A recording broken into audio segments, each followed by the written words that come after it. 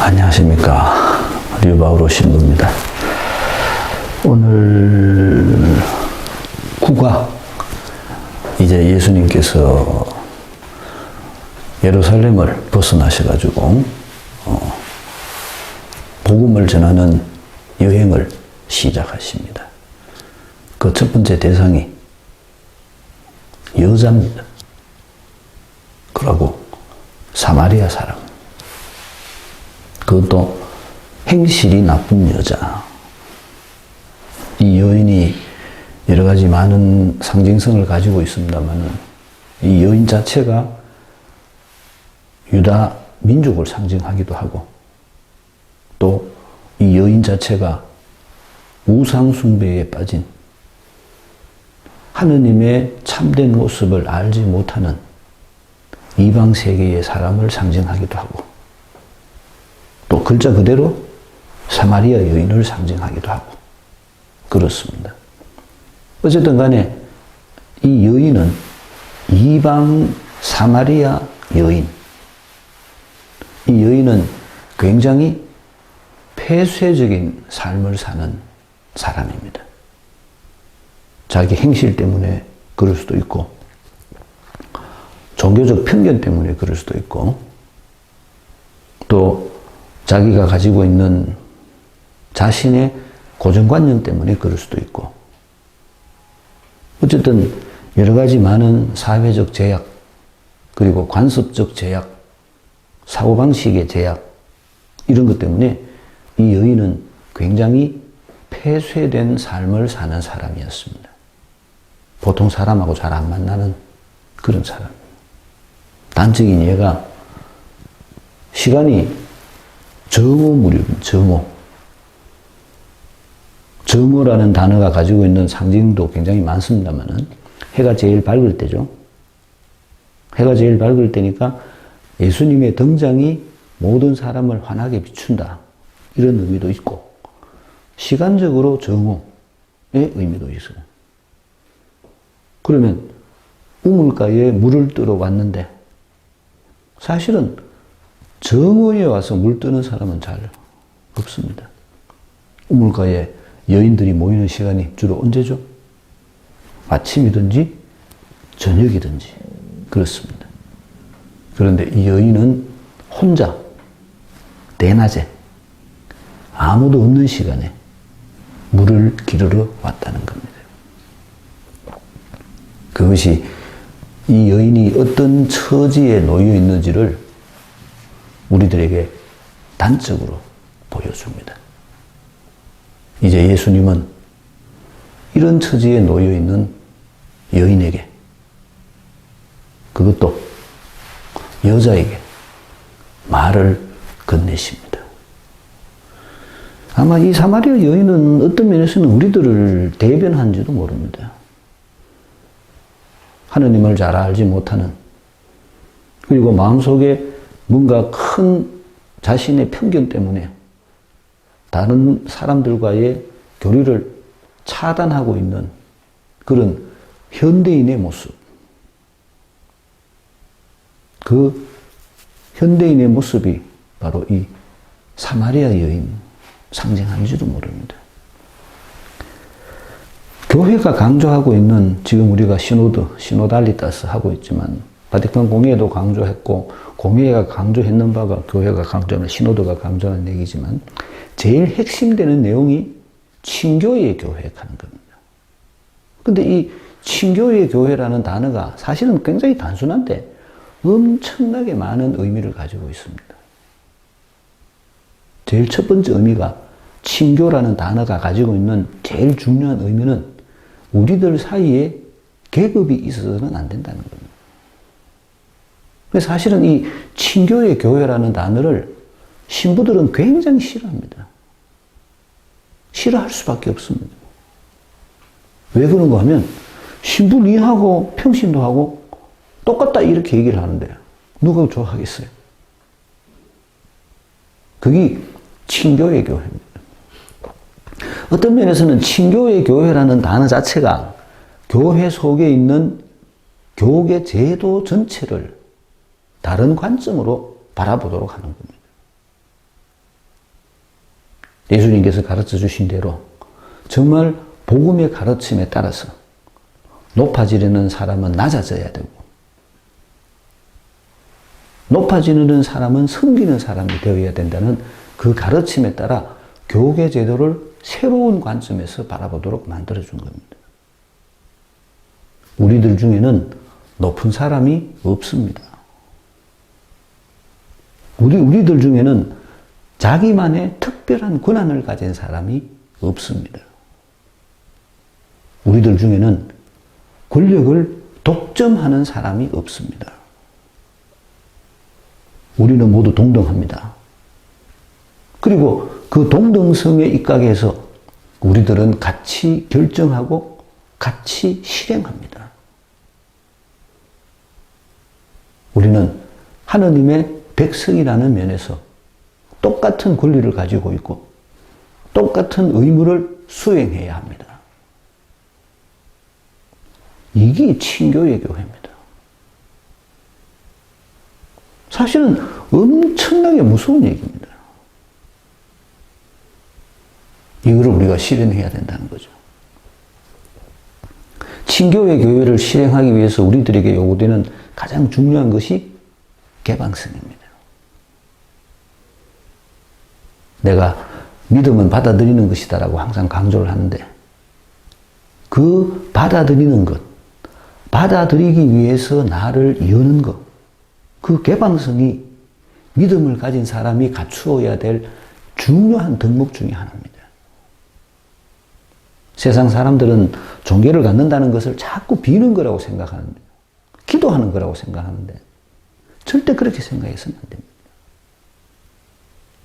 우리는 예수님의 이상을 이 땅에 구현하기 위해서 믿음을 갖는 겁니다. 그렇기 때문에 첫 번째 조건이 내가 마음을 열고 예수님의 가르침을 받아들여야 됩니다. 그리고 그 가르침을 실행하도록 노력할 줄 알아야 됩니다. 그 첫 번째 단계가 우리들 속에 계급을 없애는 겁니다.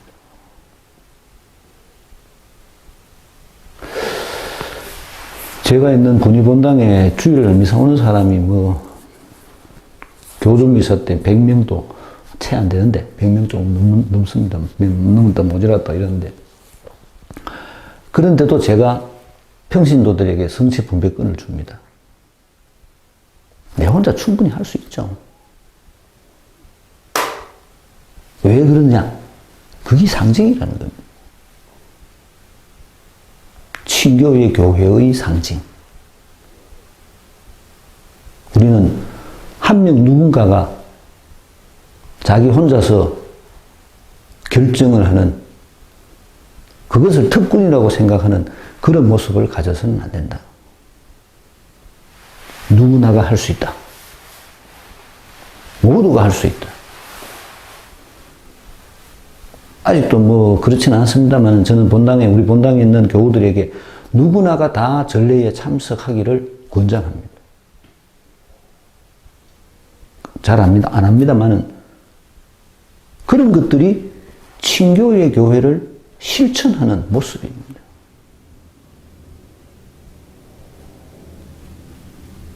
그 친교의 교회를 만드는 것이 우리들이 해야 될 가장 중요한 사명입니다. 비는 일이 중요한 게 아니라 예수님의 이상을 우리 교회 속에서 먼저 실행해 보는 것. 우리들끼리만이라도 예수님의 가르침에 따라, 예수님의 이상에 따라 살아보려고 애를 쓰는 것.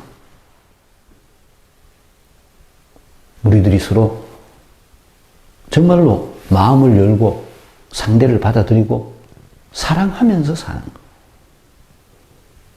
비는 것이 목적이 아니라, 내가 하나님한테 빌어서 내 소원을 이루는 것이 목적이 아니라, 예수님께서 가르쳐 주신 참된 의미에서의 사랑을 우리들이 서로 경험하면서 살 수 있는 그런 공동체를 만드는 것. 그게 우리들이 해야 될 가장 중요한 일입니다. 그게 우리 신앙의 목적입니다. 저는 그렇게 생각합니다. 근데 안타깝게도 많은 사람들은 아직도 자기가 믿음을 가지고 있는 것이 자기 마음의 위안을 얻기 위한 것이라고 생각하기 때문에 친교의 교회를 만들 마음을 먹지를 못하는 겁니다. 친교의 교회를 만들어야 됩니다. 예수님께서는 오늘 이 사마리아 여인에게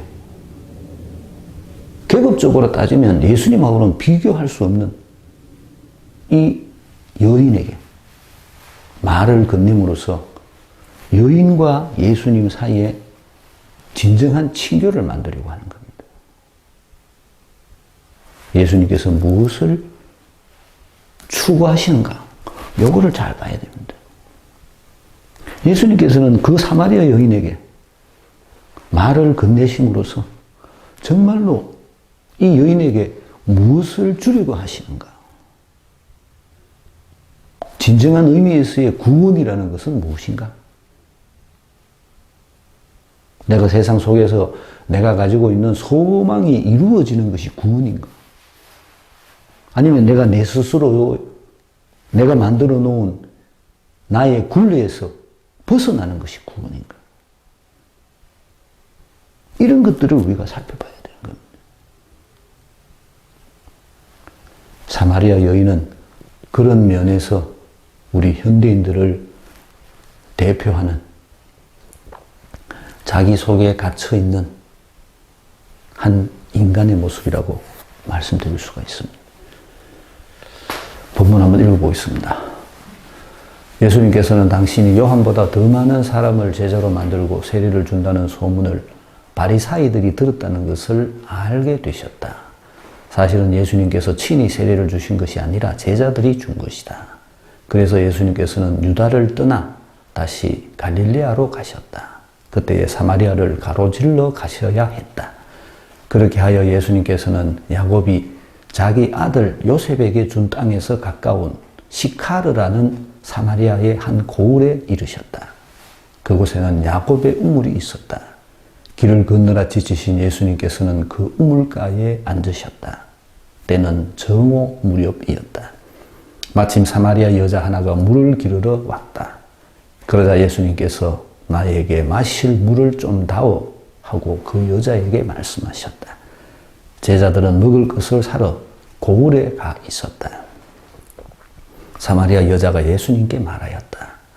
선생님은 어떻게 유다 사람이시면서 사마리아 여자인 저에게 마실 물을 청하십니까? 사실 유다인들은 사마리아인들과 상종하지 않았다. 예수님께서 그 여자에게 대답하셨다. 네가 하느님의 선물을 알고 또 나에게 마실 물을 좀 다오 하고 너에게 말하는 이가 누구인지 알았더라면 오히려 네가 그에게 청하고 그는 너에게 생수를 주었을 것이다. 그러자 그 여자가 예수님께 말하였다. 선생님, 두레박도 가지고 계시지 않고 우물도 깊은데 어디에서 그 생수를 마련하시렵니까? 선생님이 저희 조상 야곱보다 더 훌륭한 분이시라는 말씀입니까? 그분께서 저희에게 이 우물을 주셨습니다. 그분은 물론 그분의 자녀들과 가축들도 이 우물물을 마셨습니다. 예수님께서 그 여자에게 이르셨다. 이 물을 마시는 자는 누구나 다시 목마를 것이다. 그러나 내가 주는 물을 마시는 사람은 영원히 목마르지 않을 것이다. 내가 주는 물은 그 사람 안에서 물이 솟는 샘이 되어 영원한 생명을 누리게 할 것이다. 그러자 그 여자가 예수님께 말하였다. 선생님, 그 물을 저에게 주십시오.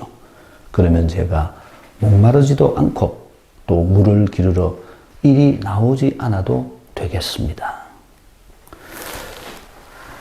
예수님의 대화는 영적인 겁니다.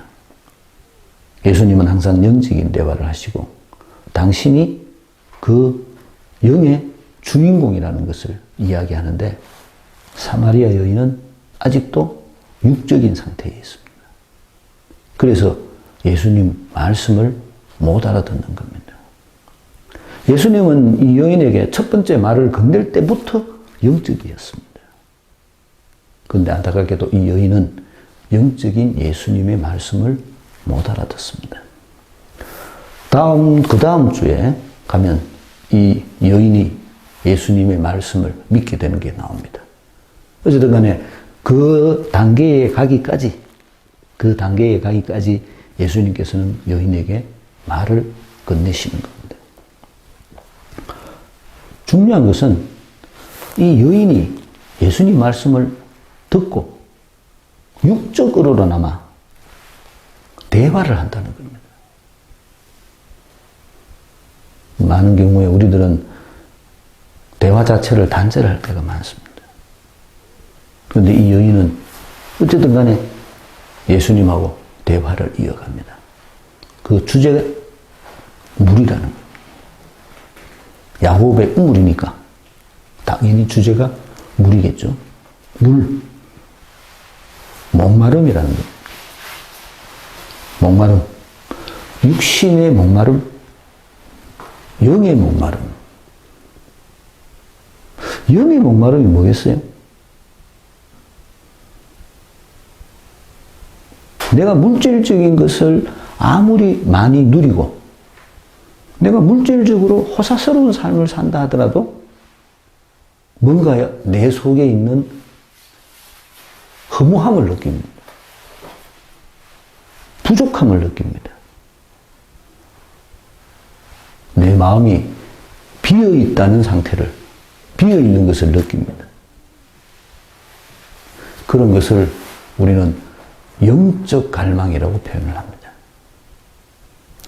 그리고 그 영적 갈망을 채워줄 수 있는 분은 예수님밖에 없습니다. 왜냐하면 예수님은 하느님의 아들이시기 때문에 순수 영의 지배를 받는 순수 영을 간직한 분이시기 때문에 그렇습니다. 그분이 나에게 내 영적 목마름을 채워주신다는 겁니다. 그래서 주제가 물입니다. 다음에 5장 때쯤 되면 다시 봅니다만은 이 초막절 축제하고 연결되어 있습니다. 근데 초막절 축제가 물의 축제입니다. 물의 축제. 우리가 요즘 코로나 때문에 아직은 뭐 외국 여행을 못 가게 합니다만은 타일랜드, 태국에 가면 3월 달에 이 동남아시아에 있는 국가들 대부분 다 그런데 새해가 3월이고 3월 때 되면 물 축제를 합니다. 물총 막 쏘고 물 뿌리고 이 축복해주는 일이죠. 축복해주는 일. 이런 것들을 합니다. 그만큼 물이 사실은 굉장히 중요한 역할을 합니다. 그래서 이 요한 복음사가는 물이라는 주제를 통해서 예수님이 어떤 분이신지를 우리들에게 소개해 주는 겁니다. 공간 복음과는 다른, 관점이 다른. 그래서 이 요한 복음에는 물이 굉장히 많이 복음서의 소재로 등장을 합니다. 제일 먼저 나오는 얘기가 물에 대한 이야기입니다. 그것부터 세례에 대한 이야기입니다. 세례. 예수님께서는 요한보다 더 많은 사람을 제자로 만들고 세례를 준다는 소문. 제자로 만들고 세례를 주고. 그렇죠? 요한이 당대에는 굉장히 지명도가 있는 사람이라고 제가 말씀을 드렸죠. 그런데 그 요한을 능가하는 그런 지명도를 가지게 됐다는 겁니다.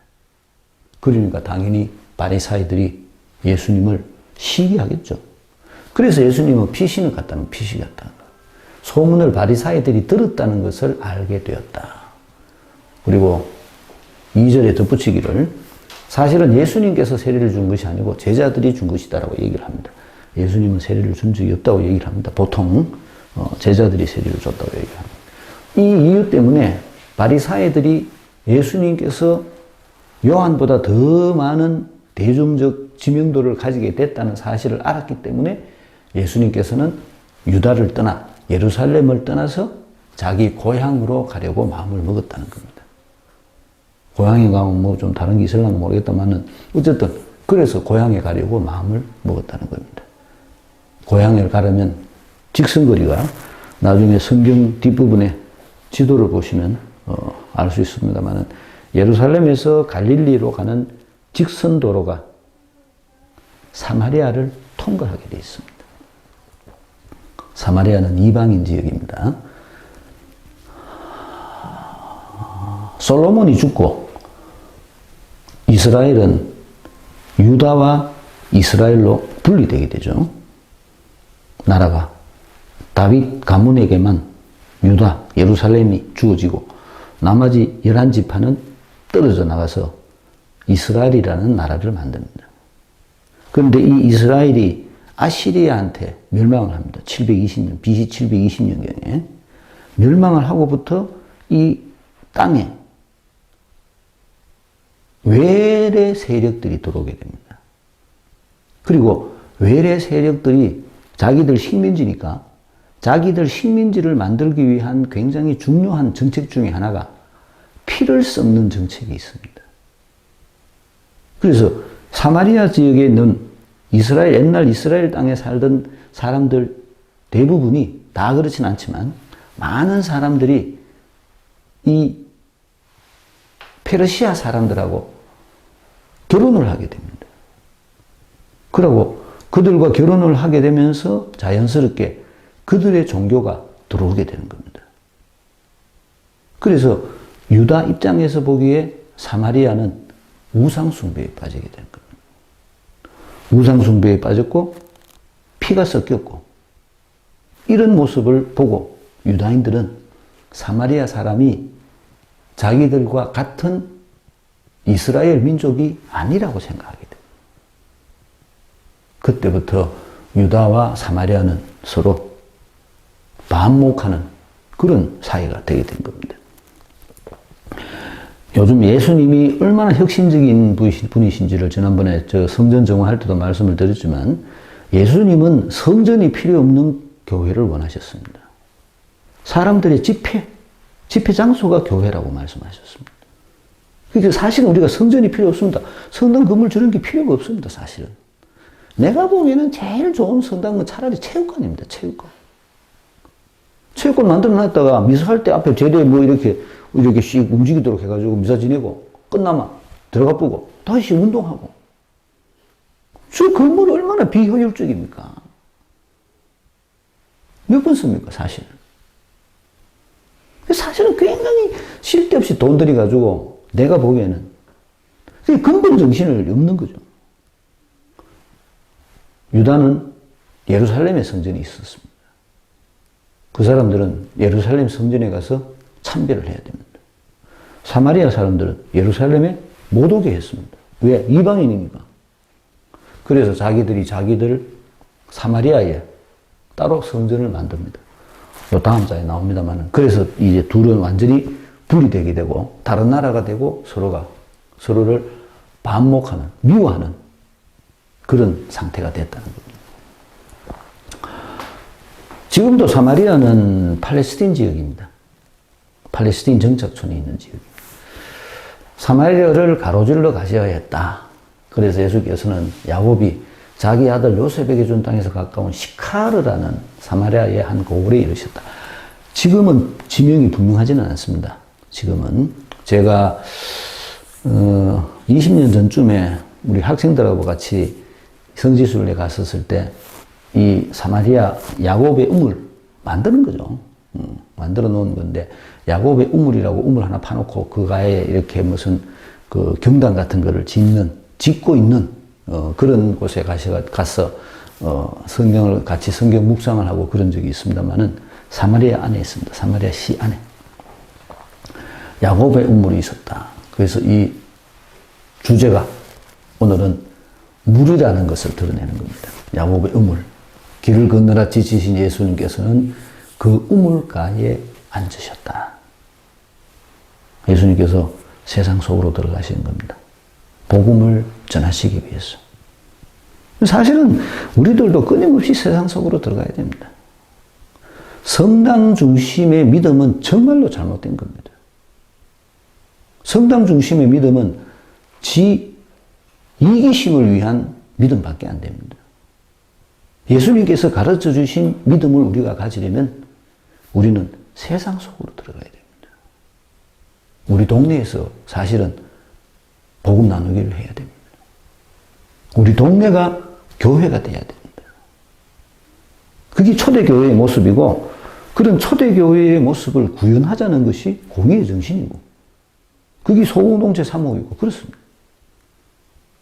내 믿음을 증언하는, 보여주는, 성당에 와서 비는 것이 아닌, 내가 살고 있는 동네에서 예수님의 가르침에 따라서 살아가는, 그러므로서 복음을 모르는 사람들에게 복음을 보여주는, 복음을 전해주는 그런 역할들을 우리가 해야 된다는 겁니다. 예수님께서 그런 일을 하셨다는 겁니다. 사마리아 야곡의 우물가에 앉으셔서 예수님은 이방인 여자를 만나십니다. 법으로 금지된 겁니다. 만나면 안 되는, 그럼에도 불구하고 예수님은 이방인 여인을 만납니다. 우리가 복음을 전하기 위해서 만나서 안 될 사람이 누가 있습니까? 내 마음속에 그런 편견부터 먼저 없어야 됩니다. 때는 정오 무렵이었다. 정오의 의미를 제가 아까 말씀드렸죠? 그런 시간이었다. 사마리아 여자 하나가 물을 기르러 왔다. 사마리아 여인이 왔다는 거예요, 여인이. 아까 말씀드린 것처럼 정오는 물을 깃는 시간이 아닙니다. 그런데 이 여인은 자기 혼자 조용히 와서 물을 기르러 가려고 했던 모양입니다. 옛날에는 물을 기르러 오면 이 물을 담는 물통, 그러고 두레박도 자기가 가지고 왔습니다. 없었어요. 공용이 없었어요.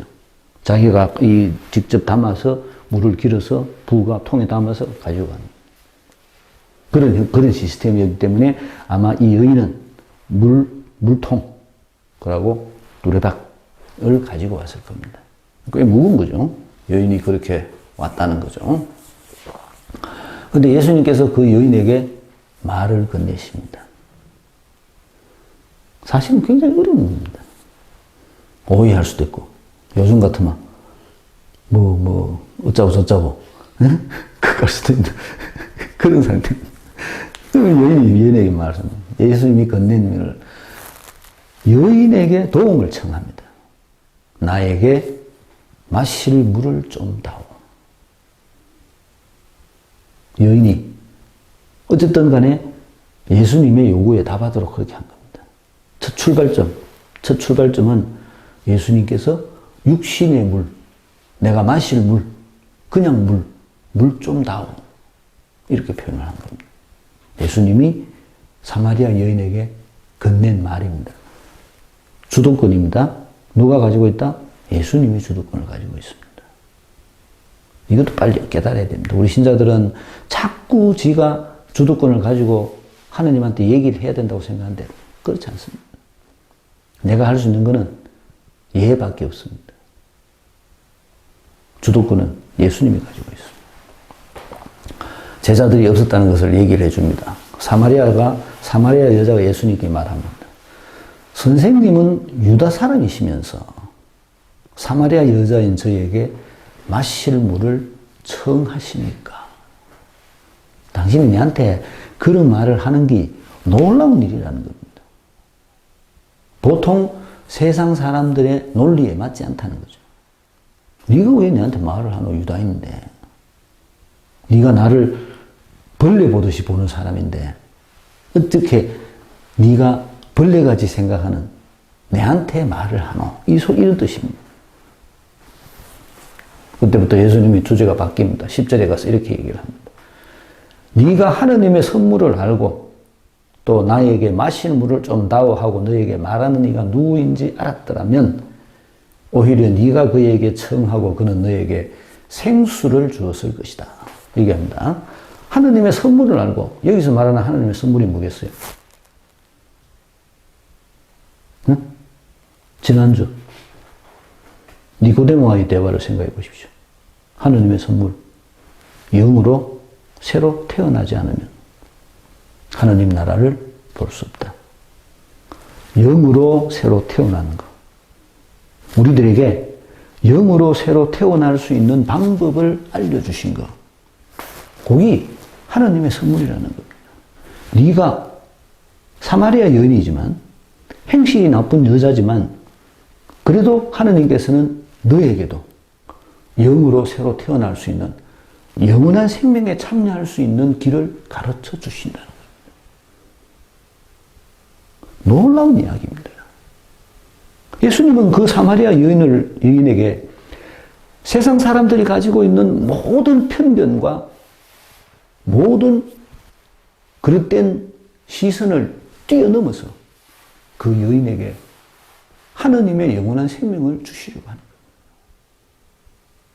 그래서 하느님의 선물을 얘기하는 겁니다.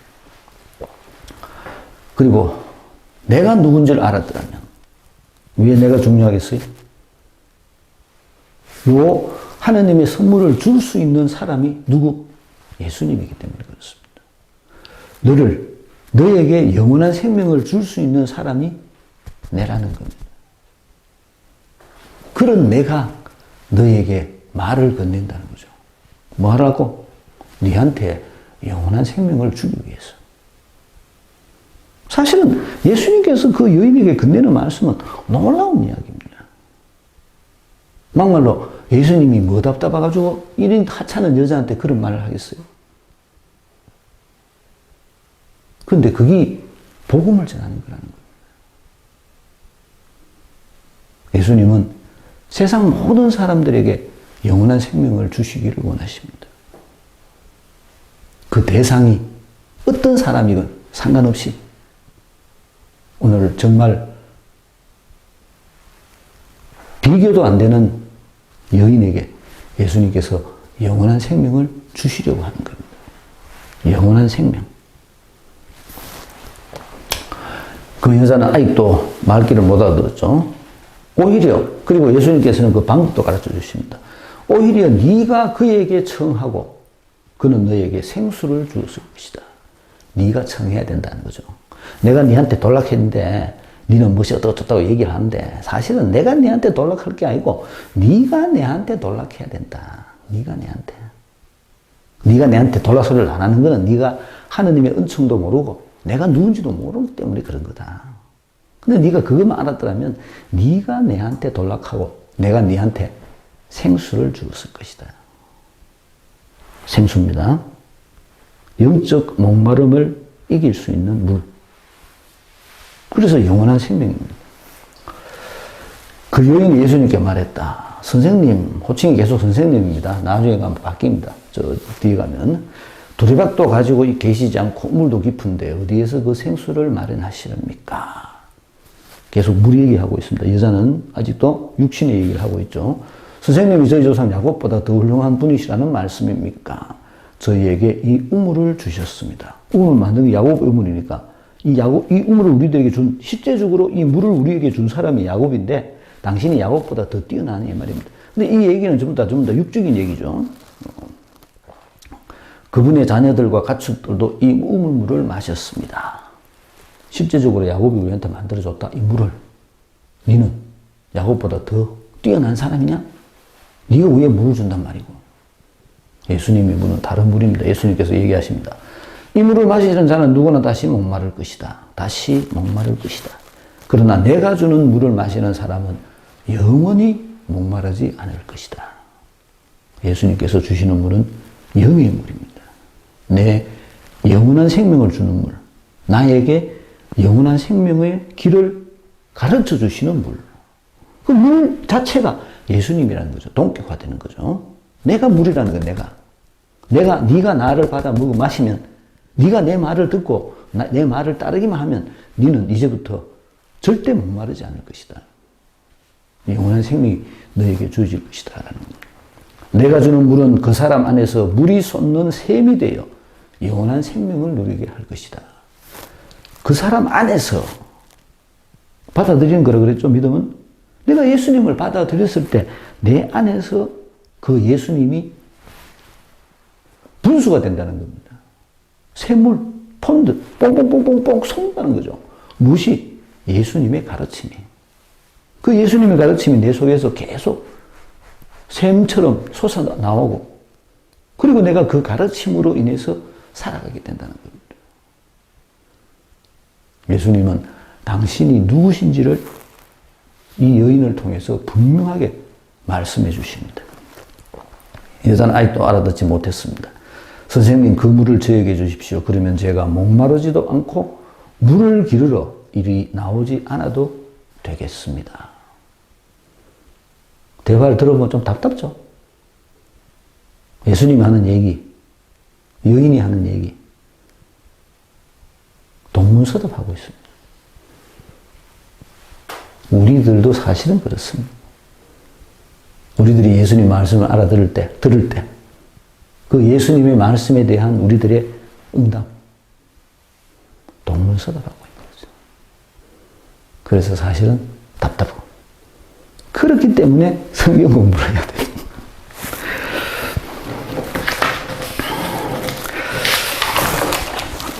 문제풀이 하겠습니다.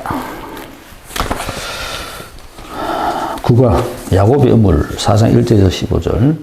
예수님의 세례 바리사이가 알았다. 둘 사이 갈등 사마리아로 이방 세계 야곱의 우물 정오 사마리아 여자 예수님의 말 건네심 여인의 편견 유다인 사마리아인 네가 나를 알았더라면 네가 나에게 청하였을 것이다.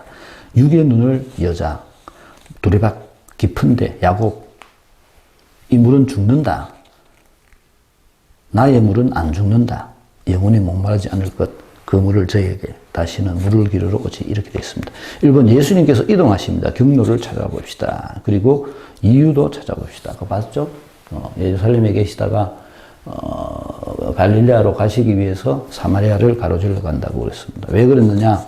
이번 예수님께서 이동하신 이유가 뭐라고 설명해요? 바리사이들이 알았다는 바리사이들이 예수님에 대한 소문을 듣고 예수님을 죽이려고 했다는 겁니다. 그래서 넘어갑니다. 3번 이야기의 배경이 되는 장소와 시간을 찾아봅시다. 장소 야곱의 우물 시카르라는 곳이고 시간은 정오무렵이었다는 겁니다. 장소와 우물이 중요합니다. 우물 정오 여기 중요합니다. 우물 정오 여기 중요하다고 그랬죠. 5번 예수님은 여인에게 먼저 말을 건네십니다. 의도가 무엇일까요? 주도권이죠. 항상 예수님이 먼저 말합니다. 천사가 말했다. 예수님이 말했다. 믿음의 주도권입니다. 내가 가지고 있는 게 아닙니다. 사람들은 내가 성당 왔다 하는데 지가 성당 온 사람들은 아직도 신앙이 뭔지 모르는 사람입니다. 나는 나를 위해서 온 것이 아니라 예수님을 위해서 왔습니다. 그거를 깨달아야 됩니다. 그래야만이 예수님이 주도권을 가지게 됩니다. 6번 여인은 육의 눈에서 벗어나지 못합니다. 찾아봅시다. 끝까지 그랬죠? 그 물을 저에게 주십시오.